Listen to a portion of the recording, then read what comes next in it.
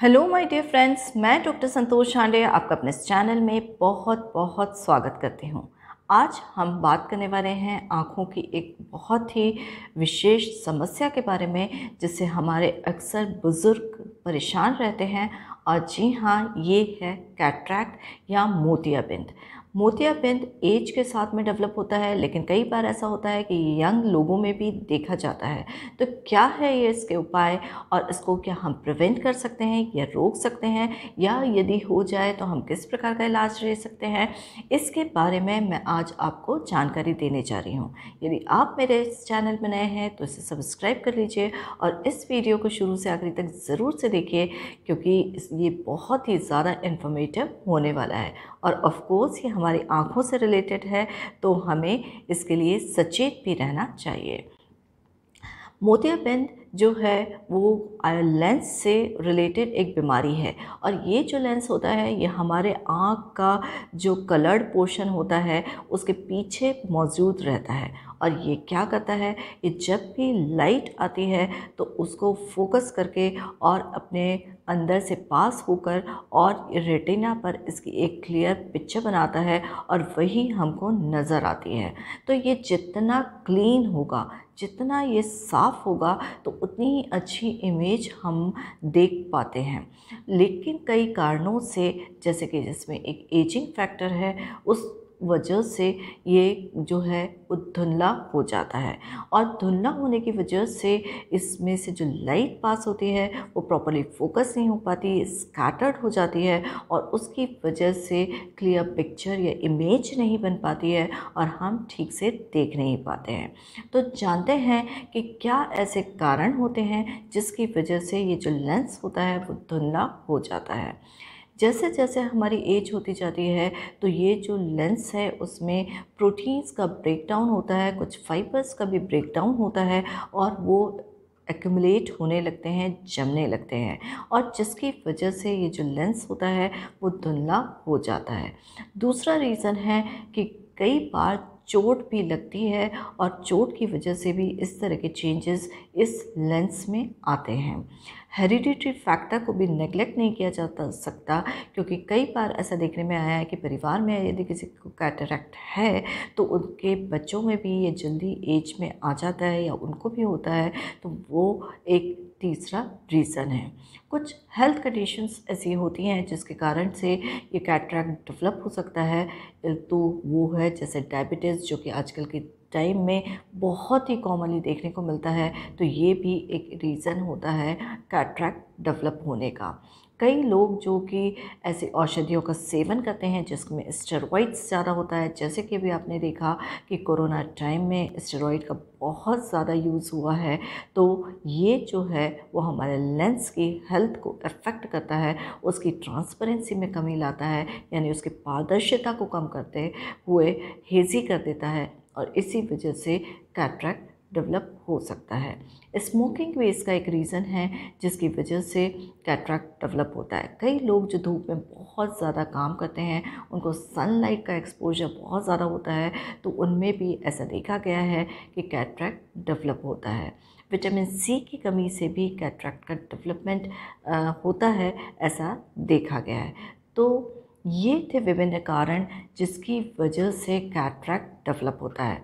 अब हम देख लेते हैं कि इसमें जो सिम्टम्स आएंगे या लक्षण आएंगे वो किस प्रकार के होंगे, जिसके आधार पर हम डिसाइड कर सकते हैं कि ये कैटरैक्ट है या नहीं है। फर्दर कंफर्मेशन तो आई स्पेशलिस्ट के पास जाने पर ही होगा। लेकिन जो सिम्टम्स आ रहे हैं और अगर एज के अकॉर्डिंगली आ रहे हैं तो आपको ये एक अवेयरनेस क्रिएट करता है। पहला लक्षण है कि व्यक्ति को धुंधला दिखाई देता है, यानी साफ नहीं दिखाई देता, क्लियर पिक्चर नहीं दिखाई देती। दूसरा, जो उसका विजन हो जाता है वो कमज़ोर हो जाता है। कई बार ऐसा होता है कि उसको बार बार उसका चश्मे का नंबर बदल रहा है, और या कॉन्टैक्ट लेंस है उसका भी नंबर बदल रहा है।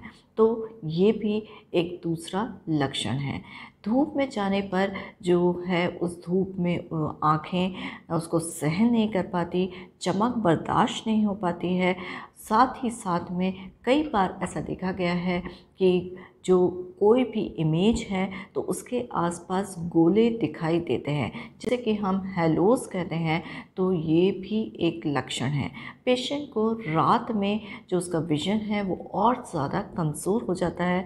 दिन में तो धुंधला दिखाई देता है, लेकिन रात में भी ये बहुत ज़्यादा कम हो जाता है। और साथ ही साथ में कई बार पेशेंट्स को डबल विज़न की समस्या भी आती है, यानी एक ही चीज़ उसको दो दिखाई दे रही है, तो ये इसका लक्षण होता है। इनमें से जो भी लक्षण आपको दिखाई देते हैं उसके आधार पर आप तुरंत डॉक्टर से एग्जामिनेशन करवाइए, और अगर कंफर्म होता है तो आप उसका ट्रीटमेंट इमीडिएटली स्टार्ट कर सकते हैं। तो होम्योपैथिक जो मेडिसिन्स होती हैं तो उनका भी रोल दो प्रकार से है। यदि आपके अपने फैमिली हिस्ट्री में देखते हैं कि कैटरेक्ट की हिस्ट्री रही है, तो आप इसके लिए अलर्ट रह के रिपीटेडली अपना 6-6 महीने में या 1 साल में एक बार आई चेकअप ज़रूर से करवाइए, और आप इसका प्रिवेंटिव होम्योपैथिक मेडिकेशन ले सकते हैं, जो कि मैं भी आपको बताऊंगी। और यदि आपको डेवलप हो गया है तो भी उसके लिए विभिन्न प्रकार की होम्योपैथिक मेडिसिन हैं जो काफ़ी अच्छा काम करती हैं और इस कैटरेक्ट को ठीक करने में, आगे बढ़ने से रोकने में काफ़ी ज़्यादा मददगार साबित होती हैं। तो पहली मेडिसिन जिसका कि मैं नाम लेना चाहूँगी, और वो है सल्फर 200। डॉक्टर ज़ार ने इस मेडिसिन का बहुत ज़्यादा इम्पोर्टेंस बताया है, और उन्होंने बताया है कि मैंने इसके कई केसेस भी ठीक किए हैं। और सल्फर 200 की एक डोज़ आप एक बार हफ्ते में ले सकते हैं। तो ये आपका जो डेवलप होने वाला कैटरेक्ट है उससे प्रिवेंशन भी प्रोवाइड कर सकता है, और साथ ही में इसको ठीक करने में भी काफ़ी ज़्यादा हेल्पफुल रहेगा। दूसरी मेडिसिन जो है वो एक बायोकेमिक मेडिसिन है, और बहुत ही excellent homeopathic medicine, biochemic medicine है कैटरेक्ट या मोतियाबिंद के लिए, और इसका नाम है कैलकेरिया फ्लोर। ये 12x पोटेंसी में बहुत ज़्यादा फ़ायदा पहुंचाती है।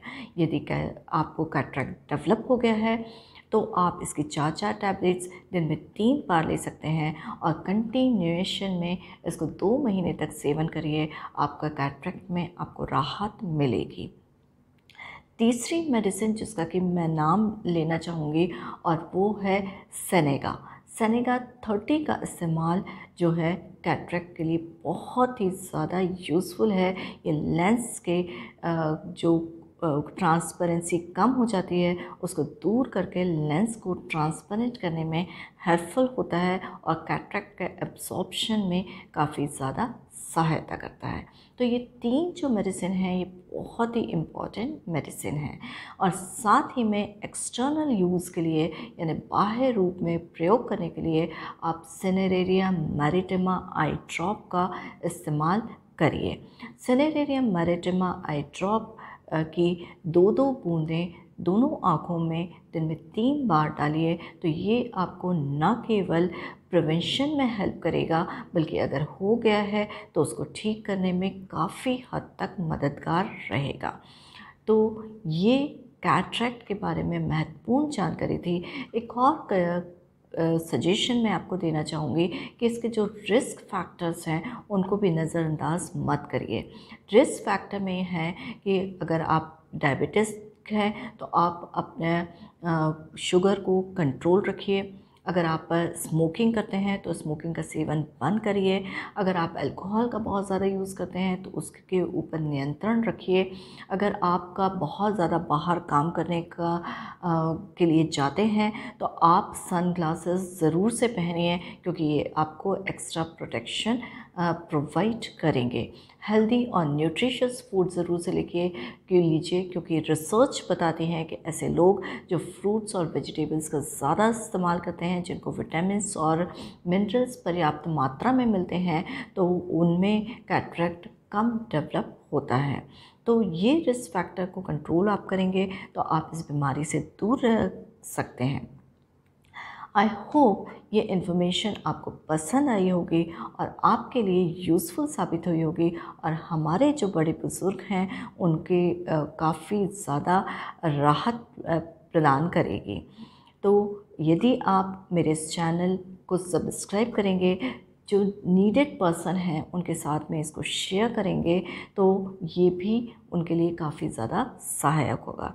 यदि आप मेरे चैनल को लाइक करिए, शेयर करिए और बेल आइकन पे ज़रूर से प्रेस करिए ताकि मेरे आगे आने वाली वीडियोस का नोटिफिकेशन आपको मिल सके। आप यदि मुझसे कोई क्वेश्चन पूछना चाहते हैं तो आप कमेंट बॉक्स में जाके क्वेश्चन पूछ सकते हैं, और यदि आपको मुझे से फ्री कंसल्टेशन चाहिए विदाउट एनी कॉस्ट तो आप आयुष क्योर ऐप पर जाइए। अबाउट में मैंने उसका लिंक शेयर किया है, उसके ऊपर जाके आप देखिए कि किस तरह से रजिस्टर कराते हैं और अपॉइंटमेंट लेके आप मुझसे कंसल्टेशन ले सकते हैं। इसी के साथ stay healthy with homeopathy. Thank you.